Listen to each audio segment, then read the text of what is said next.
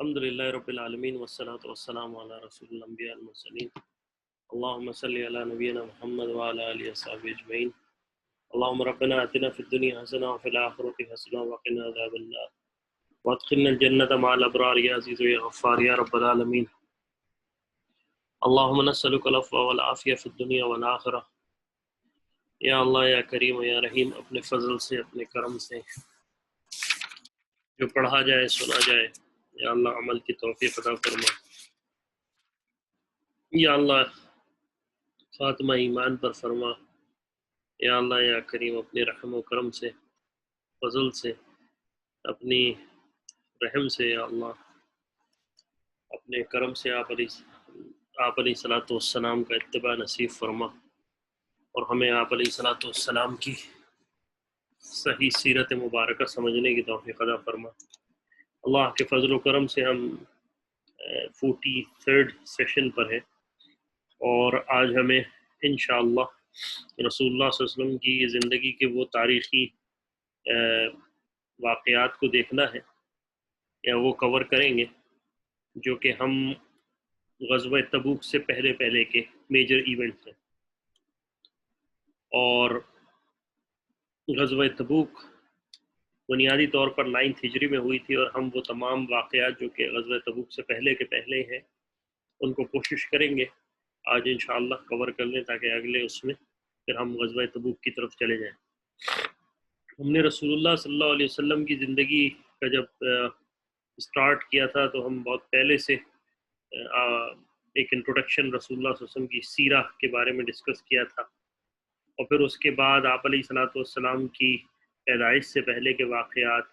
پھر رسول اللہ صلی اللہ علیہ وسلم جب پیدا ہوئے تو کیا واقعات ہوئے، پھر رسول اللہ صلی اللہ علیہ وسلم کی زندگی، آپ علیہ الصلوۃ والسلام کا بچپن، پھر مکی زندگی آپ علیہ الصلوۃ والسلام کی نبوت کے بعد، اور پھر آپ علیہ الصلوۃ والسلام کا ہجرت کا سفر،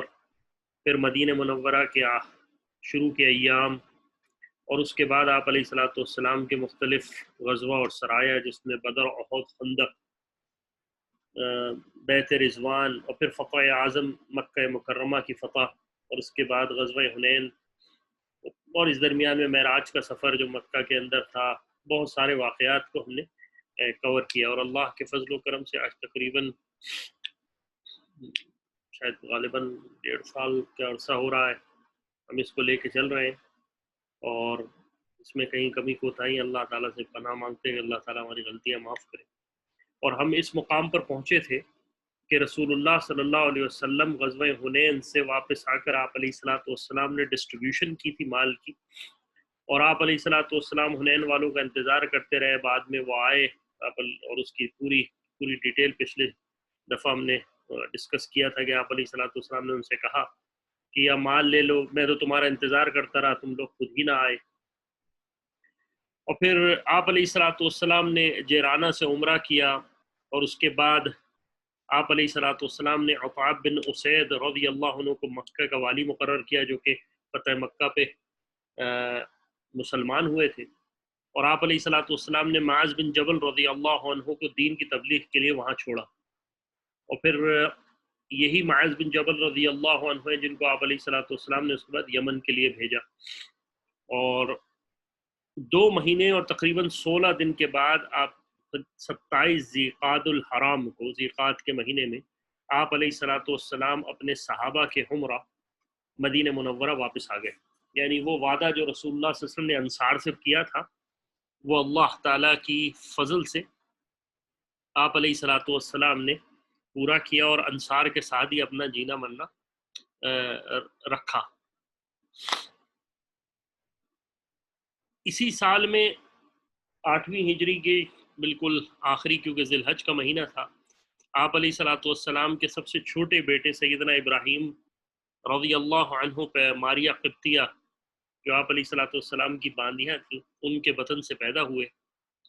اور اسی سال آپ نے جو بالکل اینڈ تھا اس میں حضرت عمر بن عاص رضی اللہ عنہ کو صدقات کی وصولی کے لیے عمان بھیجا تھا، کیونکہ عمان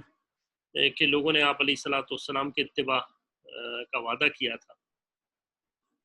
جب رسول اللہ صلی اللہ علیہ وسلم مدینہ منورہ واپس آ گئے تو میں نے جیسے پہلے کہا تھا کہ رسول اللہ صلی اللہ علیہ وسلم کی حنین آخری جنگ تھی جس میں آپ کی وہ جنگ جس میں لڑائی ہوئی تھی، اس کے بعد لڑائی نہیں ہوئی۔ تبوک کے اندر بھی آپ علیہ الصلوۃ والسلام نے گئے ہیں لیکن جنگ کی نوبت نہیں آئی۔ جب آپ علیہ الصلوۃ والسلام مدینہ منورہ آ گئے اور 8 ہجری ختم ہوا، محرم الحرام 9 ہجری کا چاند نظر آیا، تو آپ علیہ الصلوۃ والسلام نے مختلف آپ علیہ الصلوۃ والسلام کے صحابہ کو مختلف قبائل میں بھیجا جو کہ اسلام قبول کر چکے تھے، اور کچھ پر جو ہے وہ انہوں نے دعویٰ کیا تھا کہ وہ رسول اللہ صلی اللہ علیہ وسلم کا اتباع کریں گے۔ آپ علیہ الصلوۃ والسلام نے مختلف صحابی رسول علیہ رضی اللہ عنہ کو صدقات اور زکوٰۃ کی وصولی کے لیے بھیجا۔ محرم الحرام میں ہی رسول اللہ صلی اللہ علیہ وسلم کا جس کے بارے میں سب سے پہلا سریہ آتا ہے آپ علیہ الصلوۃ والسلام نے، تو ان چار تقریباً 10-15 صحابہ ہیں جن کے بارے میں آتا ہے کہ آپ علیہ الصلوۃ والسلام نے مختلف قبائل میں بھیجا، جن میں سے ایک صحابی ہیں عینہ بن حسن فزاری رضی اللہ عنہ۔ ان کا سریہ آتا ہے، لیکن آپ علیہ الصلوۃ والسلام نے سب سے پہلے بشیر بن سفیان کو صدقات کے لیے روانہ کیا بنو تمیم کی طرف، اور آپ علیہ الصلوۃ والسلام نے ان کو بھیجا کہ جاؤ جا کے بنو تمیم سے زکوٰۃ اور صدقات لے کے آؤ۔ یہ وہ بنو تمیم تھے جنہوں نے بظاہر آپ علیہ الصلوۃ والسلام یعنی دین کے بارے میں یہ ظاہر کر دیا تھا، کیونکہ صدقات اور زکوٰۃ تو اسی سے ہی قبول ہوتی ہے جو کہ اسلام کا پابند ہو۔ ان کے جب بشیر بن سفیان رضی اللہ عنہ وہاں پہنچے تو وہاں کے لوگوں نے زکوٰۃ دینے پر تیار ہو گئے، لیکن جب بنو تمیم کے بڑے لوگوں کو پتہ چلا تو انہوں نے کہا خدا کی قسم ہم یہاں سے ایک اونٹ بھی جانے نہیں دیں گے، اور انہوں نے تلواریں نکال لی۔ یہ دیکھ کر حضرت بشیر بن سفیان رضی اللہ عنہ واپس آ گئے اور آپ علیہ الصلوۃ والسلام کو ساری خبر سے آبادہ کیا کہ یا رسول اللہ ان حضرات نے تو صدقات اور زکوٰۃ دینے سے انکار کر دیا ہے اور کہا ہے کہ ہم تو آپ کو کچھ نہیں دیں گے۔ آپ علیہ الصلوۃ والسلام نے حضرت عینہ بن حسن فزاری رضی اللہ عنہ کو تقریباً 50 سواروں کا سردار بنایا، اور آپ علیہ الصلوۃ والسلام نے ان کو سقیہ کے مقام پر بھیجا جہاں بنو تمیم کا قبیلہ رہتا تھا۔ یہ تقریباً جوفا سے تقریباً 70 میل کے فاصلے پر تھا۔ رات کو پہنچ کر ان صحابہ رضی اللہ عنہ نے چھاپا مارا اور 11 مرد، 21 عورتیں اور تقریباً 30 بچے گرفتار کر کے مدینے لے آئے۔ جب مدینے لے آئے تو بنو تمیم کے سرداران مجبور ہو کر آپ علیہ الصلوۃ والسلام کے پاس آئے، جن میں عطارد بن حاجب، زبرقان، قیس بن عاصم اور ارقہ بن حابس، یہ سارے بڑے بڑے تھے۔ یہ آپ علیہ الصلوۃ والسلام کے مدینہ پہنچے اور آپ علیہ الصلوۃ والسلام کے حجر مبارک کے پیچھے کھڑے ہو کر انہوں نے آوازیں دی اور اس آوازوں میں کہا اے محمد باہر آؤ تاکہ ہم سے مفارقہ کرو اور شاعری میں ہم سے جو ہے وہ مقابلہ کرو۔ یعنی کہنے کا مقصد یہ تھا کہ ہم سے مفاخر یعنی ہم سے بات چیت میں ہم سے ڈیبیٹ کر لو اور شاعری میں ہم سے مقابلہ کر لو، ہم بڑے عظیم لوگ ہیں۔ آپ علیہ الصلوۃ والسلام نے جب یہ سنا تو آپ علیہ الصلوۃ والسلام نے فرمایا یہ شان تو اللہ کی ہے، باقی میں نہ شاعر ہوں اور نہ مجھ کو فخر کرنے کا حکم دیا گیا ہے۔ اس پر قرآن کریم کی آیت نازل ہو گئی سورہ حجرات کی، اعوذ باللہ من الشیطان الرجیم، ان الذین ینادونک من وراء الحجرات واکثرهم لا یعقلون ولو انہم صبروا حتی تخرج علیہم لکان خیر لہم واللہ غفور رحیم۔ جو لوگ آپ علیہ الصلوۃ والسلام کو حجروں کے پیچھے سے آواز دیتے ہیں اکثر بے عقل لوگ ہیں، اور اگر یہ صبر کرتے یہاں تک کہ آپ ان کی طرف برآمد ہوتے تو ان کے لیے بہتر تھا، اور اللہ بخشنے والا اور مہربان ہے۔ یعنی نبی علیہ الصلوۃ والسلام کی عظمت کیونکہ ان کو نہ دل میں رچی بسی ہوگی، یہ آپ علیہ الصلوۃ والسلام کے پاس آئے اور اپنی قبیلے کی بڑائی کی وجہ سے آپ علیہ الصلوۃ والسلام سے اس طرح مخاطب ہو کے پیچھے سے کمرے حجرے کے پیچھے آواز دی، جس پر اللہ تعالیٰ نے یہ قرآن کی آیتیں نازل کر دیں۔ اصل میں علم حاصل کرنے کے لیے ادب بہت ضروری ہے۔ اگر انسان کو ادب علم حاصل کرنے میں نہ ہو تو انسان نالج تو حاصل کر سکتا ہے، علم حاصل نہیں کر سکتا۔ علم دراصل جنت کے رستوں کا نشان ہے، اور اسی لیے بزرگان دین، علماء کرام، صحابہ اور تابعین کے اندر جب بھی کوئی علم سیکھنے آتا تھا تو وہ اس کی نفس کے اوپر ضرور چوٹ لگواتے تھے کہ کہیں یہ دین بیچ نہ دے۔ اور علماء کی عزت ہوتی تھی، اہل علم کی عزت ہوتی تھی۔ عبداللہ ابن عباس رضی اللہ عنہ قرآن کے علم کے ماہر ہیں۔ آپ علیہ الصلوۃ والسلام نے دعا دی تھی ان کو۔ آپ علیہ الصلوۃ والسلام کے تہجد کا پانی رکھا تھا ایک دفعہ، یا اور متعدد بار رکھا ہوگا، لیکن آپ علیہ الصلوۃ والسلام ان کی اس بات سے خوش ہوئے تھے، پھر آپ علیہ الصلوۃ والسلام نے دعا دی تھی۔ تو ابی بن کعب رضی اللہ عنہ جو کہ قراء ہیں رسول اللہ صلی اللہ علیہ وسلم کے، قرآن کو پڑھنے والے ہیں، وہ جب بھی سیدنا ابن عباس رضی اللہ عنہ کے گھر کچھ قرآن کے بارے میں پوچھنے آتے تھے تو کبھی دروازہ کھٹکھٹاتے نہیں تھے اور باہر بیٹھ کے انتظار کرتے تھے۔ یہ قصہ بالکل میں الگ بتا رہا ہوں اس بات سے ہٹ کے، لیکن دین کی اہمیت اور علم کی اہمیت اور رتبے اور عزت دینے کے معاملے کی بات بتا رہا ہوں۔ تو سیدنا ابن عباس رضی اللہ عنہ کے پاس جب بھی آتے تو باہر بیٹھ جاتے، اور باہر بیٹھتے جب ابن عباس رضی اللہ عنہ باہر نکلتے تو پھر ان سے مسئلہ پوچھتے۔ ابن عباس رضی اللہ عنہ کہتے کہ آپ صحابی رسول ہیں، آپ باہر بڑے صحابی ہیں، آپ اس طرح کیوں کرتے ہیں؟ آپ مجھے کھٹکھٹا لیا کریں، میں پوچھ لوں۔ تو ابن عباس رضی اللہ عنہ نے کہا کہ میں علم حاصل کرنے آیا ہوں، مجھے یہ اچھا نہیں لگتا کہ میں تمہیں تکلیف دوں۔ اس کے بعد حضرت عبداللہ ابن عباس رضی اللہ عنہ نے ان کو جواب دیا، عالم اپنی قوم میں بمنزلہ نبی کے ہے، اپنی امت میں، اور اللہ تعالیٰ نے اپنے نبی کے حق میں ارشاد فرمایا لو انہم صبروا۔ ابو عبیدہ فرماتے ہیں میں نے کسی عالم کا دروازہ نہیں کھٹکھٹایا یہاں تک کہ وہ خود اپنے وقت پر تشریف لے آئے۔ یعنی کتنی اہمیت تھی۔ علامہ آلوسی رحمہ اللہ علیہ جو کہ قرآن کا بڑے تفصیل لکھنے والے ہیں، جب وہ کہتے ہیں جب میں نے یہ واقعہ دیکھا تو اس کے بعد سے لے کر اپنے مشائخ اور اساتذہ کے لیے یہی احترام تھا، یعنی ان سے کوئی مسئلہ پوچھنے جاتا تھا تو ان کا گھر دروازہ کھٹکھٹانا نہیں تھا۔ بہرحال یہ بات تو بیچ میں آ گئی، لیکن آپ علیہ الصلوۃ والسلام سے جب انہوں نے پیچھے آپ علیہ الصلوۃ والسلام کے حجرے کے پیچھے اس طرح سے بات کی تو آپ علیہ الصلوۃ والسلام خود نکل کے نہیں آئے۔ بعد میں آپ علیہ الصلوۃ والسلام ظہر کی نماز پڑھائی، جماعت سے فارغ ہو کر یہ مسجد میں صحن میں بیٹھ گئے، اور آپ علیہ الصلوۃ والسلام سے کہا کہ ہم جو ہے آپ سے مفاخرہ کے لیے آئے ہیں، یعنی وہی جو آپ ہمارے شاعر تقریر کریں گے، خطیب تقریر کریں گے، اور پھر آپ دیکھیے کون بہتر ہے۔ آپ علیہ الصلوۃ والسلام نے فرمایا اجازت ہے۔ تو خطیب بن تمیم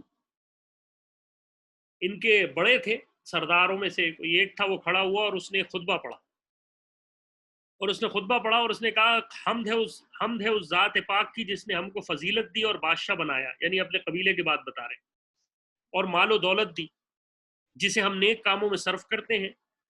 اور ہم کو اہل مشرق میں سب سے زیادہ عزت والا اور کثرت والا اور قوت والا اور شوکت والا بنایا ہے۔ پس لوگوں میں ہم جیسا کون ہے؟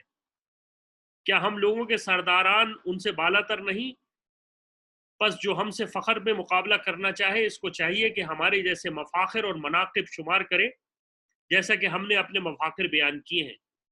اور اگر ہم چاہیں تو اپنے مفاخر کے بارے میں طویل تقریر کر سکتے ہیں، اپنے فخر کے بارے میں یعنی، لیکن ہمیں اپنے فخر کو بیان کرنے سے شرم آتی ہے۔ میں نے اس لیے کہا ہے کہ اگر کوئی اس کے مثل یا اس کے سے بہتر لائے تو لا سکے۔ یہ انہوں نے تقریر بیان کی جس کا لب لباب یہ تھا کہ ہمارے بابا و اجداد نے، آبا و اجداد کے یہ کارنامے، ہم ایک بڑی اہمیت والے لوگ ہیں، اور اگر آپ کے رتبے بنو تمیم سے زیادہ ہیں تو آپ بات کر لیں۔ جب یہ فارغ ہو گئے تمیمی قبیلے کے اقارد، تو آپ علیہ الصلوۃ والسلام کے ایک انصاری صحابی ہیں ثابت بن قیس رضی اللہ عنہ۔ آپ علیہ الصلوۃ والسلام نے ثابت بن قیس رضی اللہ عنہ کو اشارہ کیا اور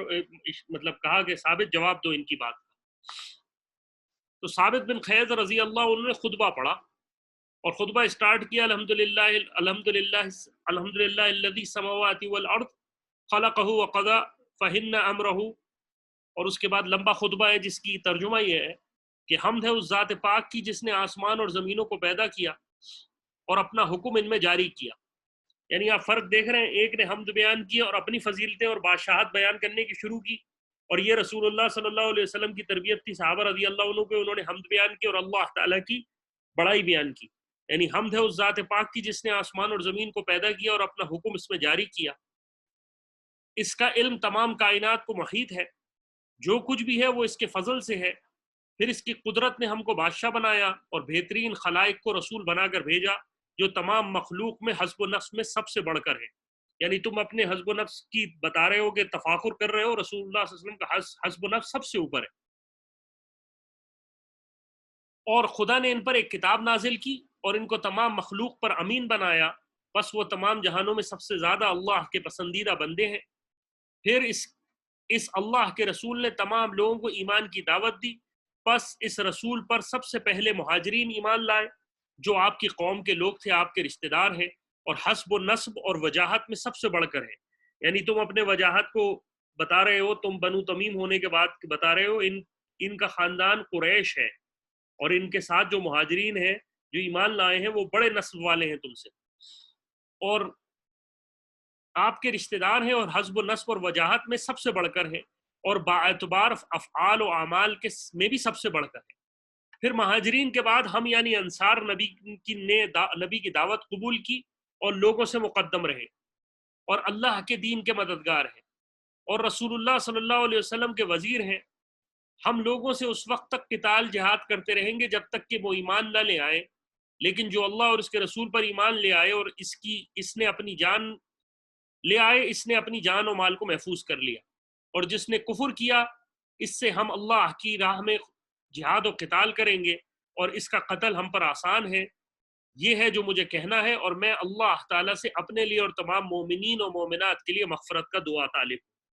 یعنی سب کچھ بتانے کے بعد آپ نے کہا کہ میں اللہ اور اس سے اپنی مغفرت کا طالب ہوں مومنین و مومنات کے لیے.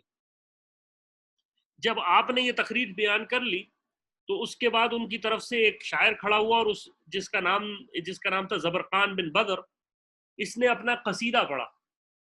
جب قصیدہ پڑھا تو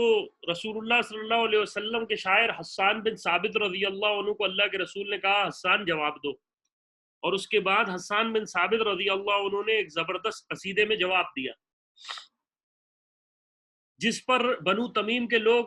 کہہ اٹھے کہ خدا کی قسم آپ کا خطیب ہمارے خطیب سے بڑا ہے اور آپ کا شاعر ہمارے شاعر سے بڑھ کر ہے. اس کے بعد یہ سب اسلام بمشرف اسلام ہوئے، یعنی انہوں نے اسلام قبول کیا. آپ علیہ الصلوۃ والسلام نے ان کو انعامات سے نوازا،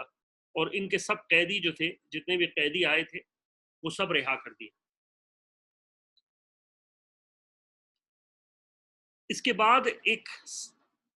آپ علیہ الصلوۃ والسلام نے ولید بن عقبہ کو رسول اللہ صلی اللہ علیہ وسلم نے صدقات کی وصولی کے لیے بنو مطلق کی طرف روانہ کیا. بنو مطلق بھی وہی قبیلوں میں سے تھا جو کہ رسول اللہ صلی اللہ علیہ وسلم کو پر ایمان لے آئے تھے فتح مکہ کے بعد، یعنی ان قبیلوں نے بھی ایمان میں داخل ہو گئے تھے. اب ہوا یہ کہ جب ولید بن عقبہ وہاں پہنچ رہے تھے تو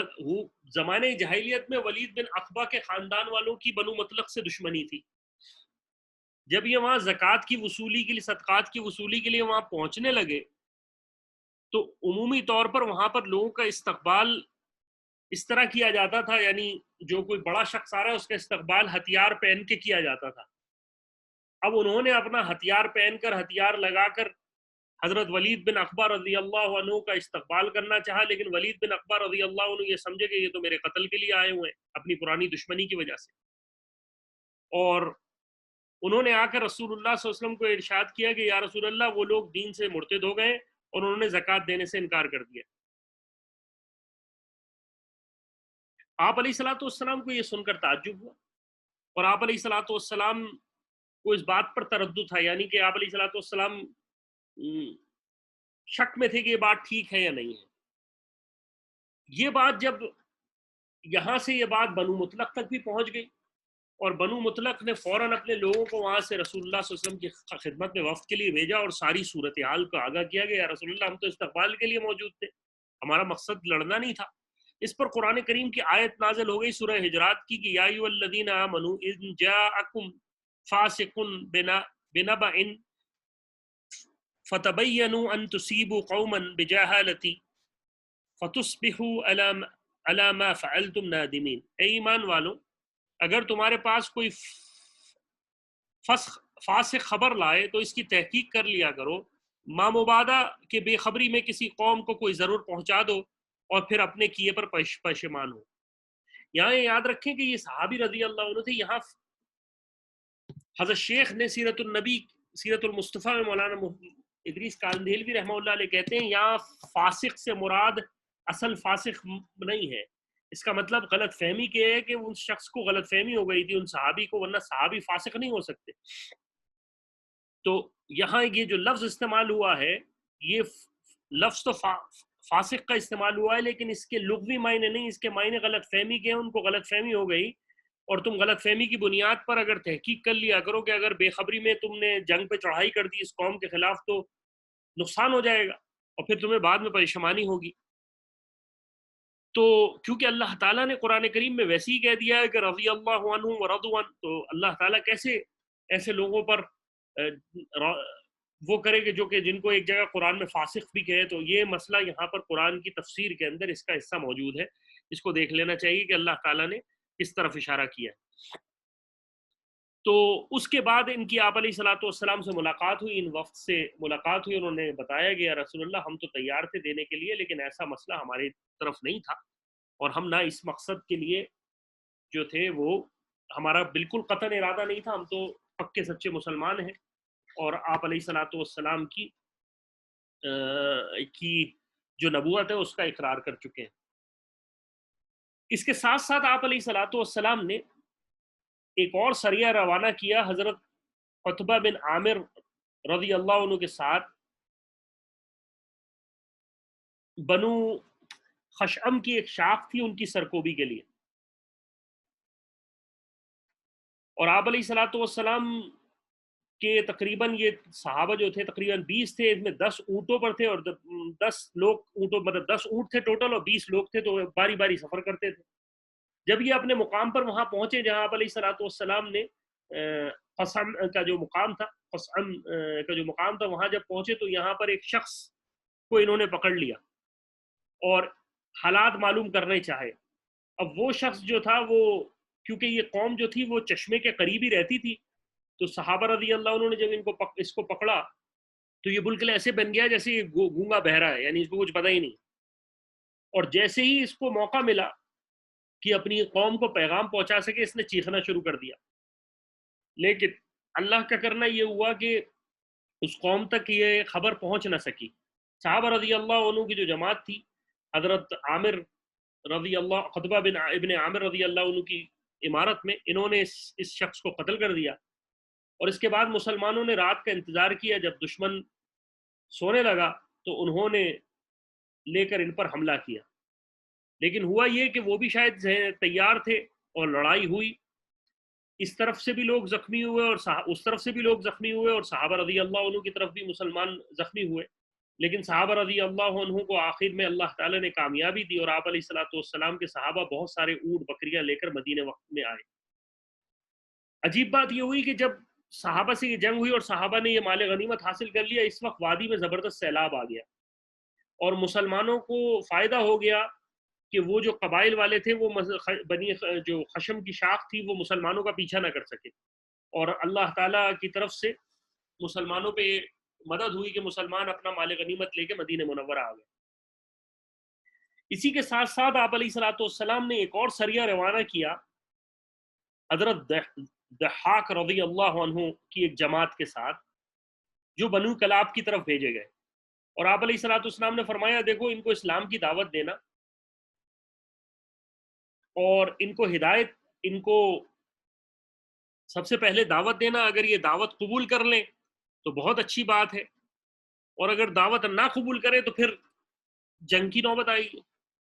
آپ رضی اللہ عنہ نے ان لوگوں کو دعوت اسلام دی، ان لوگوں کے پاس پہنچے اور اسلام کی دعوت دی کہ دیکھو اسلام قبول کر لو کامیاب ہو جاؤ گے. انہوں نے انکار تو کیا اسلام کو گالیاں بھی دی، اور جب گالیاں دی تو پھر مسلمانوں سے جنگ ہوئی اور اللہ تعالیٰ نے بالآخر مسلمانوں کو کامیاب کیا اور ضحاک رضی اللہ عنہ کامیابی کے ساتھ اور کامرانی کے ساتھ واپس مدینہ منورہ لوٹے۔ ایک روایت میں یہ بھی موجود ہے کہ رسول اللہ صلی اللہ علیہ وسلم نے بنو کلاب کی طرف مسلمانوں کا وفد روانہ کیا اور بنو کلاب کے لیے خط لکھ کر بھیجا، یعنی آپ علیہ الصلوۃ والسلام نے خط بھی لکھا تھا۔ ان ظالموں نے اس تحریر نامے کو دھو ڈالا اور اس کو پانی کے ڈول کے طور پر استعمال کر لیا۔ جب رسول اللہ صلی اللہ علیہ وسلم کو یہ بات پہنچی تو انہوں نے رسول اللہ صلی اللہ علیہ وسلم نے کہا کہ ان کو ایسا کرنا نہیں چاہیے تھا، اللہ تعالیٰ نے ان کی عقلیں ختم کر دی۔ آپ علیہ الصلوۃ والسلام کا یہ ارشاد فرمانا تھا ان میں سے ایک شخص بھی جو ہے نا وہ صحیح عقل و حواس کا باقی نہیں رہا، یعنی ان کے قبیلے میں یہ مسائل شروع ہو گئے کہ ان میں گونگے بہرا پیدا ہونا شروع ہو گئے اور عقل جاتی رہی اس قبیلے والوں کی۔ اس کے بعد آپ علیہ الصلوۃ والسلام نے ایک اور سریہ روانہ کیا اور آپ علیہ الصلوۃ والسلام کو یہ خبر ملی کہ جدہ کے اندر کچھ حبشی جمع ہو رہے ہیں مسلم، اور لامولا جب وہ حبشی لوگ جمع ہو رہے ہیں تو کوئی نہ کوئی ان کا مشن ہوگا۔ تو آپ علیہ الصلوۃ والسلام نے حضرت علقمہ بن مجز رضی اللہ عنہ کو 300 سواروں کے ساتھ ان کے تعاقب کے لیے بھیجا کہ آپ علیہ الصلوۃ والسلام نے فرمایا کہ جاؤ علقمہ جا کے معلوم کر کے جاؤ مسئلہ کیا ہے۔ اور پرانے زمانوں میں جب کتاب لکھی ہوتی ہے تو اس میں، اب تو ہم جدہ کہتے ہیں، وہاں پر جو لفظ استعمال ہوا ہے وہ جدہ کا لفظ ہے،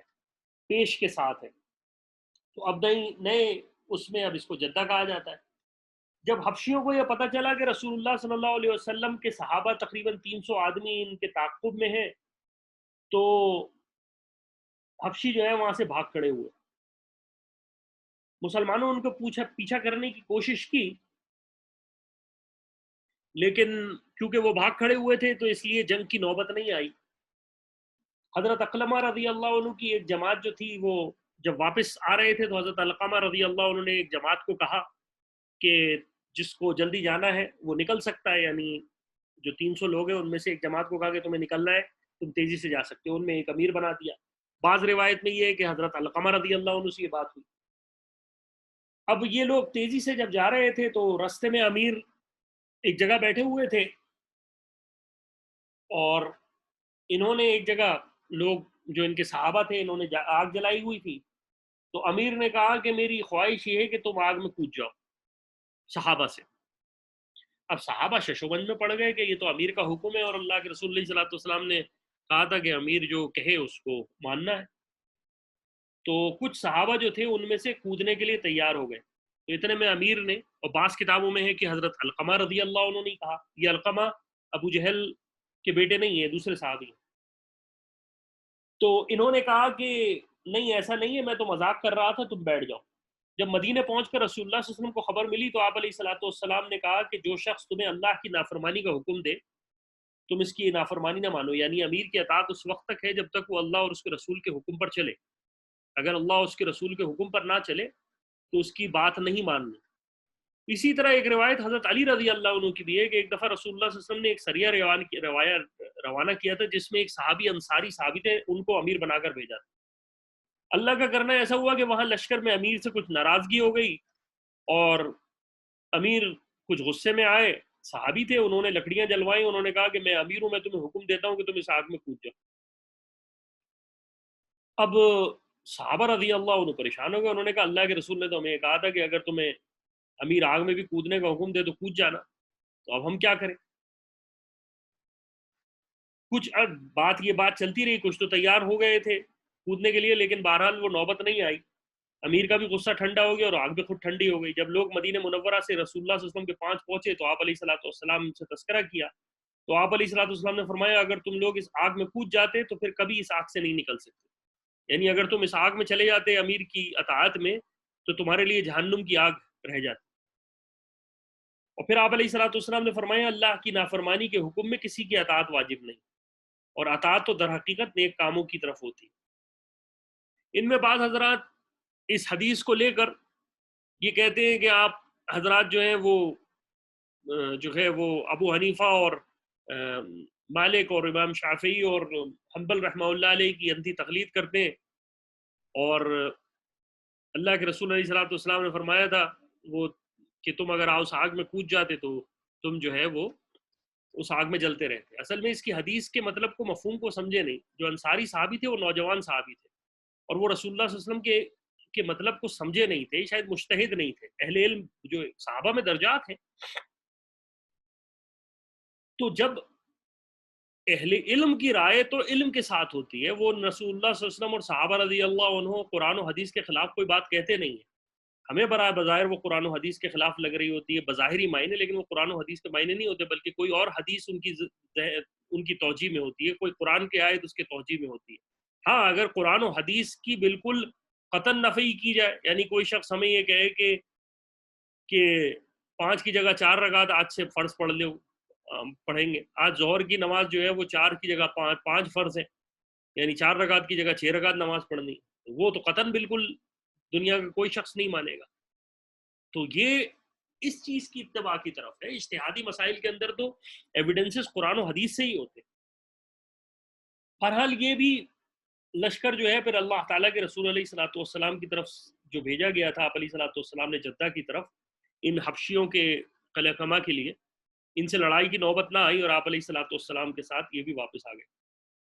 اس کے ساتھ ساتھ آپ علیہ الصلوۃ والسلام نے سیدنا علی رضی اللہ عنہ کو ایک بت تھا جس کا نام تھا فلس، فا لام سین پیش کے ساتھ فلس.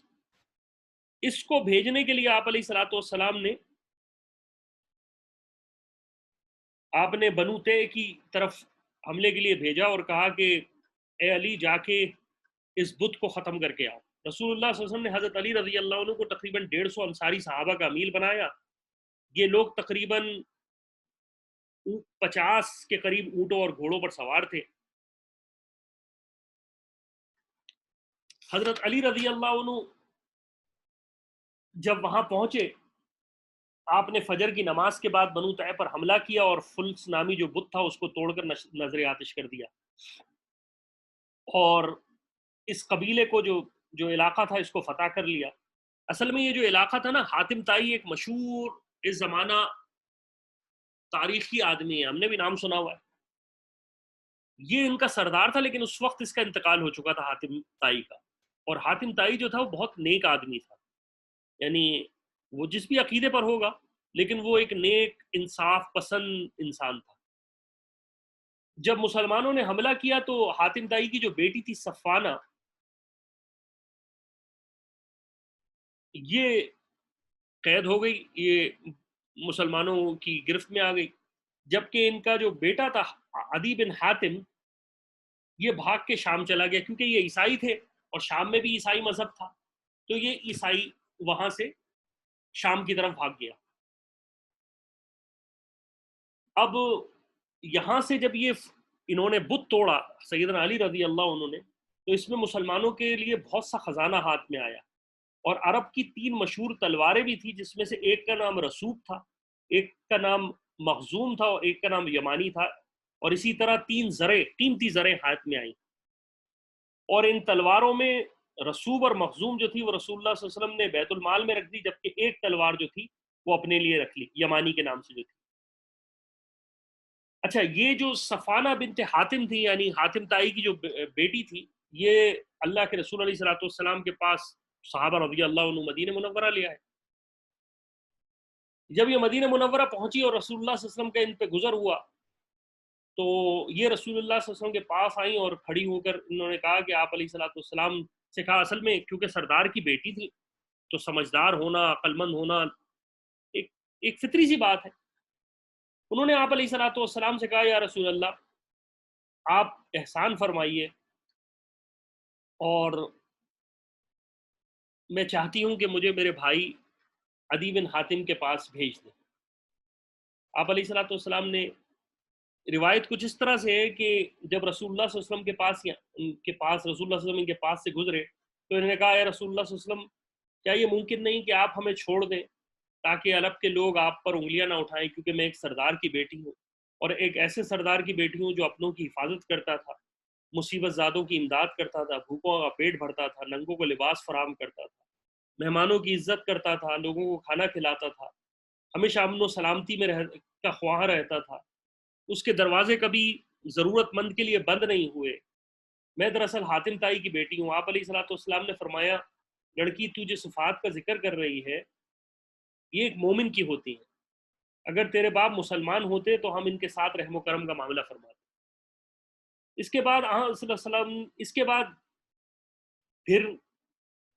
حضرت صفاق یہ بعد میں مسلمان ہو گئی تھی. حضرت صفانہ رضی اللہ انہوں نے پھر آپ علیہ الصلوۃ والسلام سے فرمایا کہ یا رسول اللہ کیا یہ ممکن ہے آپ مجھ پر احسان فرمائیں, مجھے میری قوم میں رسوا نہ ہونے دیں,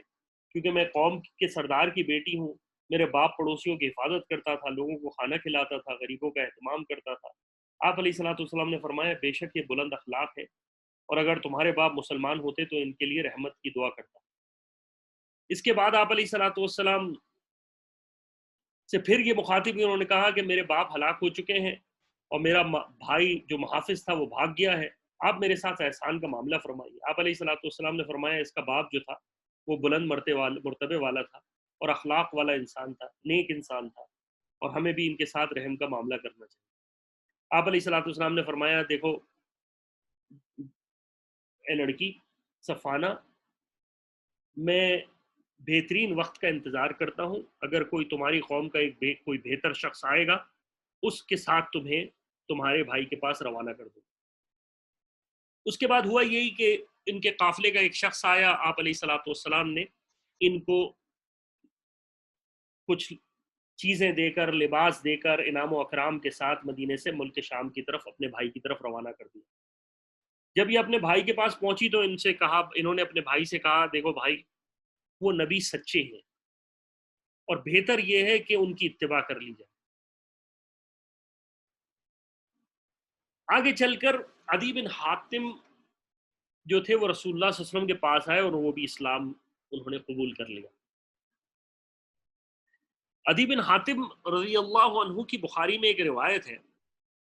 کہ وہ ایک دفعہ قرآن پڑھ رہے تھے اور انہوں نے قرآن کی ایک آیت کے اوپر قرآن کی ایک آیت کا مفہوم اس طرح سے ہے کہ نصارہ جو لوگ ہیں وہ اپنے دین کے جو پیروکار تھے, یعنی ان کے دین کے علماء تھے, وہی جو تھے دین کو مینوپولیٹ کرتے رہتے تھے, اور وہی دراصل ان کے حاکم بھی انہی کو فالو کرتے رہتے تھے. یعنی جو ان کے دین کے پریسٹ تھے, پادری تھے, وہی چیزوں کو آگے پیچھے کرتے تھے اور حکمراں ان کی بات مانتے تھے. تو حضرت عدی بن حاتم جو تھے یہ نصرانی تھے اور دین کو پڑھے ہوئے تھے. ان کے دل میں اشکال پیدا ہوا قرآن کی اس آیت کے بارے میں. انہوں نے کہا نہیں ایسی بات تو نہیں تھی, میں نصارہ ہوں, ہمارے یہاں ایسی بات نہیں ہوتی تھی, مجھے اس قرآن کی آیت پر اشکال. ایک شک جو مطلب ایک علمی طور پر ایک بات کی. رسول اللہ صلی اللہ علیہ وسلم نے کو جب یہ بات پتہ چلی تو آپ نے کہا حاتم ایک بات بتاؤ, تمہاری جو قوم کے علماء ہیں یعنی جو پریسٹ ہیں, پادری ہیں, وہ بعض چیزوں کو حرام اور بعض چیزوں کو حلال کر دیتے تھے, یعنی کبھی حرام کبھی حلال, کبھی حرام کبھی حلال وقت کے ساتھ. تو انہوں نے کہا ہاں ایسے ہی ہوتا تھا. تو انہوں نے کہا ہاں اس آیت سے مراد یہی ہے. تو آپ علیہ الصلوۃ والسلام دیکھیں نبی کی ضرورت پڑ جاتی ہے, حالانکہ صحابی رسول ہیں, لیکن اس کے باوجود بھی ایک ذہن کے اندر بات آئی تو نبی نے اس کی ایکسپلینیشن دی. اب یہ پھر بعد میں آ کر یہ بھی مسلمان ہو گئے تھے اللہ کے رسول علیہ الصلوۃ والسلام کے پاس. اس کے بعد ایک واقعہ ہے سیدنا کعب بن زہیر رضی اللہ عنہ کا. میں رضی اللہ عنہ اس لیے کہہ رہا ہوں کہ یہ رسول اللہ صلی اللہ علیہ وسلم کے پاس آ کر اسلام انہوں نے قبول کر لیا تھا. کعب بن زہیر جو تھے وہ دراصل رسول اللہ صلی اللہ علیہ وسلم کی شان میں انتہا سے زیادہ غلط اشعار کہتے تھے. فتح مکہ کے دن جو تھے یہ اور ان کا بھائی وہ جان بچا کر مکے سے فرار ہو گئے تھے, اور یہ مکے سے نکل کر ایک باہر کا کوئی مقام تھا ابرق, اس مقام پر جا کر ٹھہر گئے تھے. ان کے جو بھائی تھا بجیر کر کے, انہوں نے کہا کہ تم یہاں ٹھہر جاؤ, میں آپ علیہ الصلوۃ والسلام کی خدمت میں حاضر ہوتا ہوں اور آپ علیہ الصلوۃ والسلام کا کلام سنتا ہوں اور آپ کی سچائی معلوم کرنے کی کوشش کرتا ہوں. تو کعب جو بن زہیر جو تھے وہ وہیں رہے, اور ان کے بھائی جو ہے وہ رسول اللہ صلی اللہ علیہ وسلم کے پاس آئے اور آپ علیہ الصلوۃ والسلام کے پاس انہوں نے آ کر اسلام قبول کر لیا۔ جب اسلام قبول کر لیا تو انہوں نے اپنے بھائی کعب بن زہیر کو خط لکھا اور کہا کہ آپ جو رسول اللہ صلی اللہ علیہ وسلم کی شان میں اشعار کہتے تھے، وہ فتح مکہ کے دن جو لوگ آپ کی ہجوم اشعار کہتے تھے وہ سب کے سب مکہ کے دن فتح مکہ کے دن قتل ہو گئے، اور جو جان بچا کر بھاگ سکتے تھے وہ بھاگ گئے۔ اگر تمہیں اپنی جان عزیز ہے تو رسول اللہ صلی اللہ علیہ وسلم کی خدمت میں حاضر ہو۔ جو شخص بھی رسول اللہ صلی اللہ علیہ وسلم کے پاس مسلمان اور تائب بن کر آتا ہے، آپ علیہ الصلوۃ والسلام اس کو قتل نہیں کرتے۔ جب کعب بن زہیر کو یہ بات پہنچی کہ میرا بھائی جو تھا وہ مسلمان ہو گئے رضی اللہ عنہ، تو ان کو یہ بات ناگوار گزری اور انہوں نے کچھ اشعار لکھے اپنے بھائی کو، اور اس اشعار میں تھا کہ اے دوستو، بجیر کو یہ میرا پیغام پہنچا دو، میں جو کچھ کہتا ہوں اس بارے میں تیری رائے کیا ہے؟ افسوس تو کیا کر گزرا، یعنی تو مسلمان ہو گیا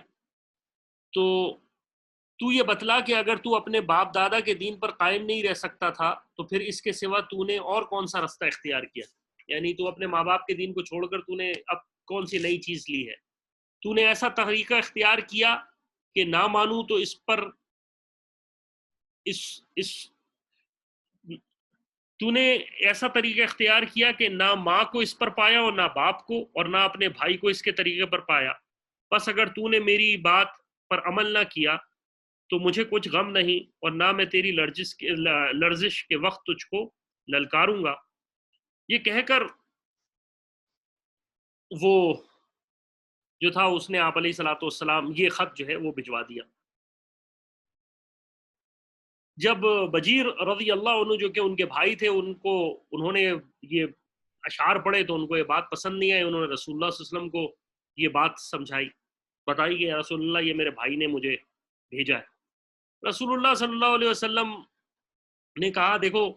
جو بات کی ہے وہ بات تو یہ ٹھیک کہہ رہا ہے کہ تم اور تمہارے ماں باپ جو تھے، تمہارے ماں باپ مسلمان نہیں تھے، اور آپ علیہ الصلوۃ والسلام نے کہا کہ اس میں کوئی شک نہیں ہے کہ میں اللہ تعالیٰ کی طرف سے مامور ہوں۔ اس کے بعد بجیر رضی اللہ عنہ نے پھر کچھ اشعار لکھے، اور وہ اشعار کے اندر ان کو اللہ اور اس کے رسول کی طرف اور دین کی طرف آمادہ کیا، اور اس اشعار میں یہی تھا کہ ان کو اللہ تعالیٰ کے عذاب سے اور شرک کی نحوست کی طرف، وہ اشعار میرے پاس ہے، میں صرف تفصیل کی طرف جا رہا ہوں، سیمری کی طرف جا رہا ہوں، کہ ان کو یہ بتایا کہ شرک کے اندر کچھ نہیں ہے، اصل عبادت اللہ کی کرنی ہے۔ جب یہ خط کعب بن زہیر کو پہنچا اور انہوں نے یہ کلام سنا تو ان کے دل کو اثر ہوا، اور انہوں نے رسول اللہ صلی اللہ علیہ وسلم کی خدمت میں ایک قصیدہ بھیجا، اور اس کے ساتھ ساتھ یعنی ایک قصیدہ لکھا اور ساتھ مدینہ منورہ پہنچے۔ جب مدینہ منورہ رسول اللہ صلی اللہ علیہ وسلم نماز پڑھا رہے تھے تو آپ اجنبی بن کر رسول اللہ صلی اللہ علیہ وسلم کے پیچھے تھے، اور فرمایا یا رسول اللہ، اگر کعب بن زہیر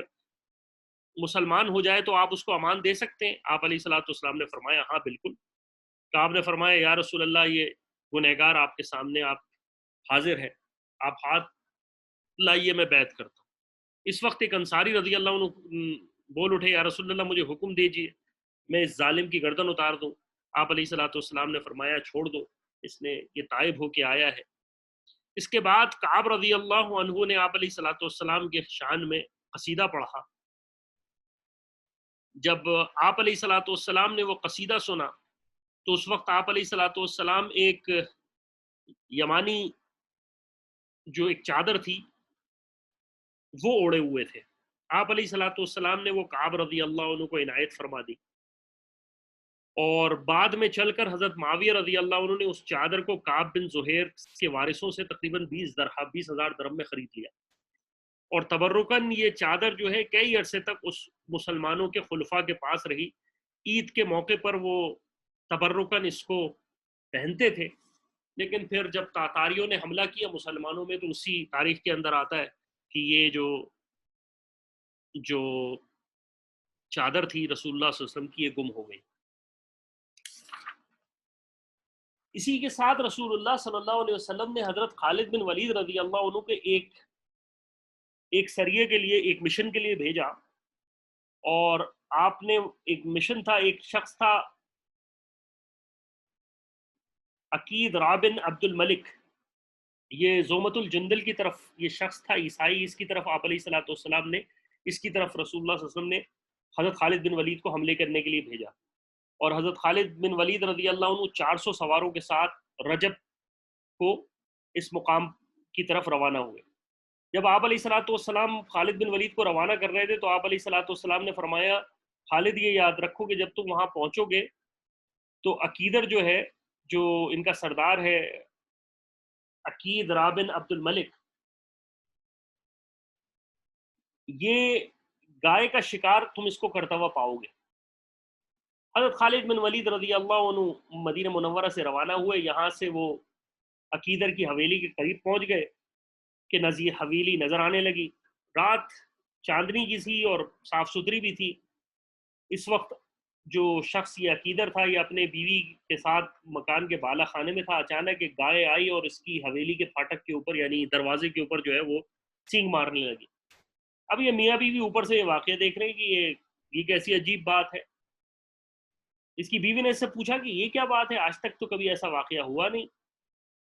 تو عقیدر نے کہا خدا کی قسم مجھے بھی کچھ نہیں پتا، چلو میں نیچے جا کے دیکھتا ہوں۔ اس نے اپنا زین جو جو ایک سیفٹی کے لیے ہوتی وہ پہنی، اور ساتھ میں اپنے کچھ بھائی بھی اس کا حسان تھا اس کو بھی لیا، اور کچھ گھوڑ سواروں کو بھی لیا، اور باہر نکلا اس گائے کے اس میں۔ کچھ ہی دور چلا تھا کہ حضرت خالد بن ولید رضی اللہ عنہ کے دستے سے مدبھیڑ ہو گئی۔ دیکھیں آپ علیہ الصلوۃ والسلام نے خالد بن ولید کو مدینہ منورہ میں یہ بات بتا دی تھی کہ یہ گائے کا شکار کرنے کے لیے نکلے گا۔ تو عقیدر تو مسلمانوں کی سامنے وہیں پست ہو گیا، لیکن اس کے بھائی نے حسان نے لڑنے کا مقابلہ کیا، بالآخر مر گیا۔ حضرت خالد بن ولید نے عقیدر کو اپنی پناہ میں لے کر اس کو قتل سے بچا لیا بعد میں، اور یہ جو زمت الجندل کی جگہ تھی جس کا سردار تھا یہ مسلمانوں کے ہاتھوں فتح ہو گیا۔ عقیدر ایک قیمتی لباس، ایک قیمتی قبا پہنتا تھا، یعنی جو لباس کے اوپر پہنی جاتی ہے جس کو بشت بھی کہتے ہیں، اکثر سعودی پہنتے ہیں اوپر سے، یہ قبا جس کو کہتے ہیں۔ اس میں سونے کی پتیاں لگی ہوئی تھیں جیسے کھجور کی طرح سے۔ حضرت خالد بن ولید رضی اللہ عنہ نے وہ قبا اتار کے رسول اللہ صلی اللہ علیہ وسلم کو بھیج دی۔ جب صحابہ رضی اللہ عنہ نے دیکھا تو وہ حیران رہ گئے، یعنی اتنی قیمتی کہ اس کی قبا کے اوپر جو ہے وہ سونے کی پتیاں لگی ہوئی ہیں۔ جب رسول اللہ صلی اللہ علیہ وسلم نے صحابہ کی یہ حیرت دیکھی تو رسول اللہ صلی اللہ علیہ وسلم نے فرمایا میرے صحابیوں یہ تو کچھ بھی نہیں ہے، جنت میں سعد ابن معاذ کے رومال اس سے کہیں زیادہ اعلیٰ ہے۔ یعنی تم اس قبا کی بات کر رہے ہو، جنت میں جو سعد ابن معاذ رضی اللہ عنہ کو رومال دیے گئے ہیں اللہ کی طرف سے وہ بہت اعلیٰ ہے۔ اس کے بعد زمت الجندل جو تھا وہ یہ جو علاقہ تھا یہ مسلمانوں سے کو بہت بڑا فائدہ ہوا۔ اس میں 2000 کے قریب اونٹ اور 400 زریں اور 400 نیزے مسلمانوں کو ہاتھ میں آئے۔ آپ علیہ الصلوۃ والسلام سے یہ جزیے پر آمادہ ہو گئے۔ بعض لوگوں نے لکھا ہے کہ یہ مسلمان ہو گئے، لیکن بعض تاریخ میں لکھتے ہیں کہ یہ مسلمان نہیں ہوئے تھے، کیونکہ ابو بکر صدیق رضی اللہ عنہ کے دور میں ان پر دوبارہ چڑھائی کی گئی تھی، انہوں نے غداری کی تھی بعد میں۔ تو رسول اللہ صلی اللہ علیہ وسلم سے یہ انہوں نے جزیے پر آمادگی اختیار کر لیا۔ آپ علیہ الصلوۃ والسلام سے ایک تحریر نامہ لکھ لیا اور اس میں لکھا ہوا تھا کہ مسلمانوں کی طرف سے ان کو ایک امان ہے۔ یہ جو عقیدر تھا اس نے رسول اللہ صلی اللہ علیہ وسلم کے لیے ایک ہدیہ بھجوایا تھا وہاں سے بعد میں، جس کو آپ علیہ الصلوۃ والسلام نے حضرت عمر رضی اللہ عنہ کو ہبہ کر دیا۔ یہ وہ اہم واقعات ہیں جو کہ غزوہ تبوک سے پہلے کے ہیں، اور ان میں آپ علیہ الصلوۃ والسلام نے مختلف جگہ صدقات لینے کے لیے بھیجا، مختلف جگہ، اور وہاں پر جتنی جنگیں ہوئی وہ اسی وجہ سے کہ قوم تیار نہیں تھی مال دینے کے لیے۔ اور آج بھی امت کے اندر اگر لوگ صحیح زکوٰۃ دینے والے ہو جائیں تو امت کی ساری پریشانی دور ہو سکتی ہے، لیکن حقیقت یہی ہے کہ ہم پریکٹیکل اسلام سے شاید بہت دور ہیں۔ مال کی محبت جو ہے وہ آپ علیہ الصلوۃ والسلام نے فرمایا تھا کہ ہر امت کی قوم کے ساتھ ایک فتنہ تھا، میری امت کا فتنہ مال ہے۔ تو مال جو ہے وہ انسان کو زکوٰۃ نکالنا، زکوٰۃ کو کے لیے فکر کرنا بہت بڑی نعمت ہے اللہ تعالیٰ کی طرف سے، اور جو لوگ زکوٰۃ نکالتے ہیں اللہ تعالیٰ کی طرف سے کبھی بھی ان کے مال میں کمی نہیں ہوتی۔ اللہ تعالیٰ اس سیشن کے لیے جو دو کتابوں کا سہارا لیا وہ سیرت مصطفیٰ اور غزوات النبی ہے، کیونکہ اس میں ہی زیادہ تفصیلات ہیں تھیں. آگے جا کے غزوہ تبوک کا واقعہ آ رہا ہے جس کو ہم ڈیٹیل میں کوشش کریں گے، تو ایک سیکشن یا ہو سکتا ہے 2 سیشن کے اندر ہو، کیونکہ بہت ساری باتیں ہیں غزوہ تبوک کی. اور غزوہ تبوک مسلمانوں کے اوپر ایک بہت امتحان تھا، کیونکہ کھجوریں پک رہی تھیں اور لمبا سفر تھا، اور کوئی چھوٹی جنگ نہیں تھی کہ عرب کے سے جنگ کرنے، قبائل سے جنگ کرنے جا رہے ہیں. یہ ایک دنیا کی سپر پاور سے ٹکرانا تھا. انشاءاللہ اس کا پس منظر بھی ڈسکس ہوگا اور تفصیل کے ساتھ ڈسکس ہوگا. اللہ تعالیٰ مجھے اور آپ کو عمل کی توفیق عطا فرمائے. اللہ تعالیٰ میرا اور آپ کا خاتمہ ایمان پر فرمائے. اللہ تعالیٰ جو کچھ کہیں اس میں کم و بیشی کوئی غلطی ہو گئی وہ معاف فرما، اور روز محشر رسول اللہ صلی اللہ علیہ وسلم کی شفاعت نصیب فرما، آپ علیہ الصلوۃ والسلام کا قرب نصیب فرما. آج 10 محرم کا دن ہے، عاشورے کا دن ہے. عاشورے کا دن ویسے بھی اب تو خیر گزر گیا سعودیہ میں، لیکن عاشورے کا دن ویسے بھی قیمتی ہے. اور پھر سیدنا حسین رضی اللہ عنہ کی شہادت بھی ہے. اللہ تعالیٰ رسول اللہ صلی اللہ علیہ وسلم کے صحابہ، اہل بیت، ان کے تابعین، سب کی عزت اور احترام کی، ان کی عفت کی، ان سے محبت و تعلق نصیب فرمائے. اللہ تعالیٰ ہر اس عقیدے سے بچائے جس میں صحابہ سے بغض ہو، اہل بیت سے بغض ہو، یا اہل علم سے بغض ہو. یہ سب کچھ چیزیں انسان کو جہنم کی طرف لے جانے والی ہیں. اللہ تعالیٰ ہمیں صحیح صراط مستقیم پر چلنے کی توفیق عطا فرمائے. جو فتنے ہیں ان سے دور فرمائے. سوشل میڈیا پہ آج کل پتہ نہیں کیا کیا بکواس چلتی رہتی ہے، تو اللہ تعالیٰ ہمیں بھی اور ہماری نسلوں کو اس سے نجات نصیب فرمائے. اللہ خیر الحافظ ورحم الراحمین، وصلی اللہ تعالیٰ علی خیر خلق محمد وعلی آلہ وصحبہ اجمعین برحمتک یا ارحم الراحمین.